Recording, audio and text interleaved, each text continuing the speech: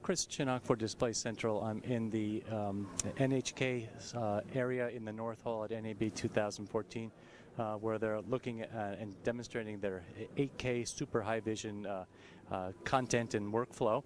I just came out of the theater where they have about a 20-minute show where they have several pieces of content that they've shot and are screening on a, I'd say it's about a 200-inch screen or so. And it's a very beautiful content, but the thing that I noticed is that even though this is shot at 60 frames per second, there's still a very noticeable amount of motion blur.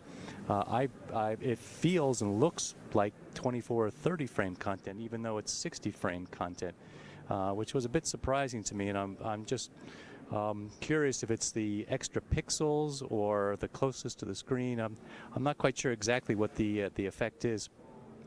But I also am back. They have a little studio, or they have another 8K camera there, and I was just moving it very slightly, and you can see the whole image just blurs out very, very quickly, even with the slightest movement. So interesting effect. Now they have shown a prototype 120 frame camera last year at NAB. I haven't seen it here this year. But they clearly are interested in going to 120 frames, and I think it may be necessary indeed, because it was very many scenes were objectionable, at least to me, because of the motion artifacts.